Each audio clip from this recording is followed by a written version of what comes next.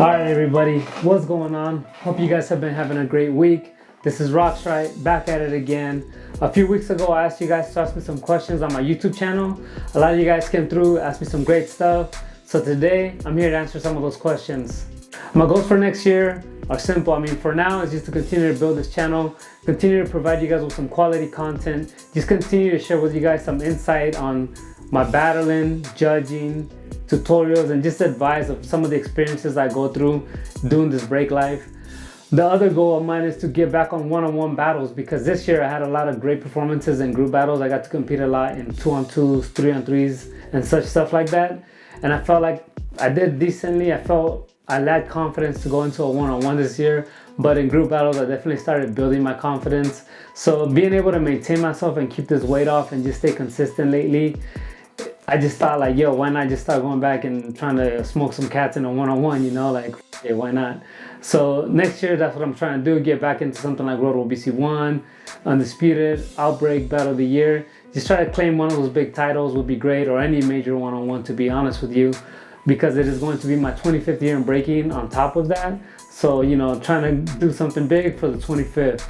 All right, everybody, made it to Mama Sweden, here for the Undisputed World Finals. Straight to the point, I'm answering your second question for the day.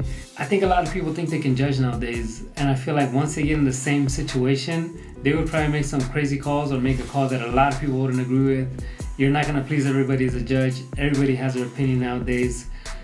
Certain guys get hired to judge because they have been able to be good judges for so long. If you really disagree with calls, I think you guys should actually reach out to the judges and ask questions and educate yourselves. Like, understand why people judge the way they judge. Everybody's reachable nowadays, Instagram, Facebooks, websites. A lot of these guys that judge, they're all out there like sharing their knowledge and why they judge the way they judge. So reach out to them and just ask questions. I think that's the best solution. Of course, people are going to keep crying and just like complaining about the calls, but it's not going to change the outcome. People are still going to judge the way they judge. People are still going to get hired to judge. If you don't like it, then throw your own jam, hire your own judges, judge the event yourself, and see what happens, I think that's the best way to go, but reach out, ask questions, educate yourself on the way people judge. I hope to answer you guys' questions. I got a busy day tomorrow. I'm actually pretty tired nowadays, but I'll answer some more stuff later, so let's see how it goes. I think today's breaking is great. There's a lot of great things going on for the scene. There's certain b-boy traditions and fashions that are fading away. I feel like the fashion is one side of it. I feel like a lot of times these guys look like they're wearing their pajamas to jams and battles with like 20 elbow pads on and knee pads. And it just, I feel like everybody's just wearing like, I don't know, some of the stuff is questionable, but everybody has their own taste, and there's nothing wrong how you want to dress, but it's important to try and still look fresh, that's part of the b-boy style and just the traditions of breaking, like bring something new to the table, or just try to just look clean when you're presenting yourself. Another thing you don't see as much is just characters, like people that bring their personalities out when they dance. It's hard to do in general because character is not a move, but I feel like that's something that is missing. And also just the rivalries. I don't feel like there's as many rivalries as before.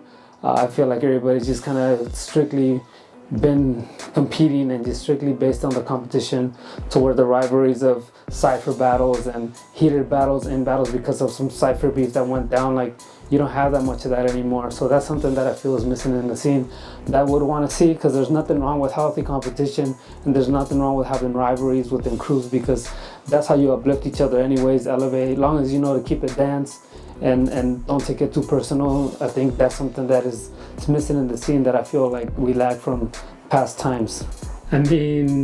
Sure, why not? If you want to. I never did the splits. That's just mad hard. I'm not that flexible. Other styles of dance that I know, basically just twerking and shit, you know what I mean? Like getting in the club, getting busy. Just kidding, hell no. The only other style of dancing that I actually really tried was popping. I did that when I first started breaking from 95 to around 97, but then breaking just took over and I never looked back at it. So even now I really appreciate popping, and I think it's one of the funnest dances to do actually. nowadays a lot of competitions, a lot of guys do very long rounds with a lot of moves. I feel like they're just trying to click off categories to try and win the round. For me, it's all about just execution and delivery. Whenever I feel like I've done enough, it's usually around anywhere between 30 to 35 seconds, and I usually try to end it on a strong move. If not, whenever I feel like my flow is done or I've done enough movement or moves in between my transitions to feel complete, that's usually how I end it. I mean, the idea is that sometimes saying less is more, because when you do long rounds, I feel like you sometimes just get lost outside of the music.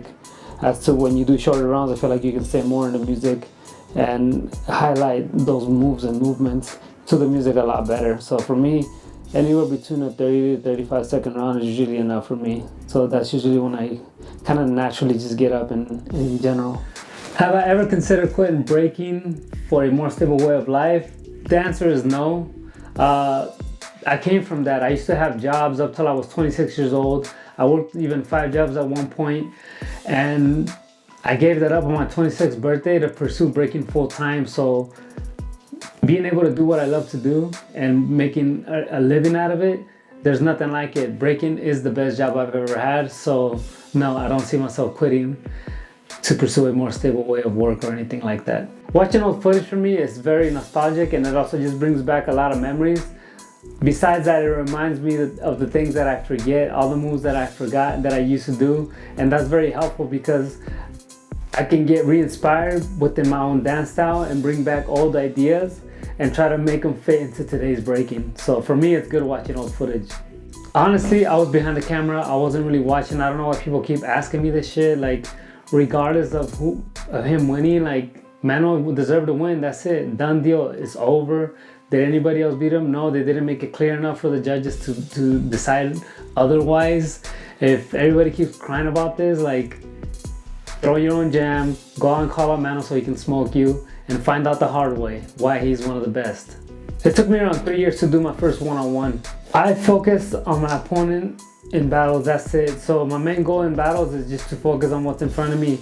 If somebody does something that I think I can do, then I try to bring it out and do my version of it.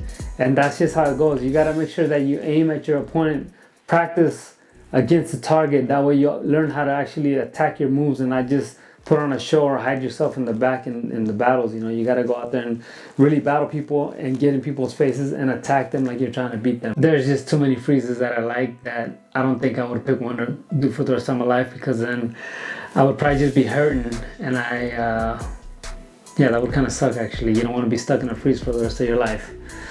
But thanks for asking. You know, this whole idea of judging formats and all this stuff is great. I think it helps the scene. I think it helps create some transparency for the people that are watching that don't know what breaking is. But in all reality, people are still going to judge based on their knowledge, upbringings, and just understanding of dance. So it just depends who people hire, to be honest with you. Whether you put a scoring system, a format, whatever it is that you want to do in front of them, they're going to lay the score based on their knowledge, based on their views on the dance. So you're still going to get the same results. Universally, people have an understanding on certain things that you look for: execution, musicality, originality, and just the dance in general. You know, there's certain specific things that everybody kind of is aware of. So that's not going to change, but you're still going to get different results. You know, as far as Roto BC1 adopting a system, I mean, the BC1 has built its legacy on just the element of surprise at the end of the battles. If they had a system, they still wouldn't show the score till after the battle. Personally, I think showing the scores after every round is more of a concept battle for me. It kills the flow of the battle. It's a little unfair to have a guy do 2 rounds, 2 rounds, 2 rounds, and then the other guy do 9 rounds up to the finals. Because in all fairness, that's not fair. Everybody should have the equal amount of rounds to compete all the way through the tournament. So with that, I don't see the point. I don't think it would change the outcome on decisions that people make. So to be honest with you, on one side, yes, we need it for the masses to have something to follow. If they don't understand breaking, at least there's a score. Like in sports, when you watch a game, you may not understand the sport, but you know that somebody wins based on points, and that is something that I guess that can help breaking have an audience. So that does it for today. I hope you guys got your answer that you were looking for. Maybe you got a little more insight, maybe not. Maybe you hate me now, maybe you're mad at me, but thanks for asking these questions. Thanks for tuning in again, guys. I really appreciate it. I'll catch you guys on the next one. Enjoy your week. Peace out.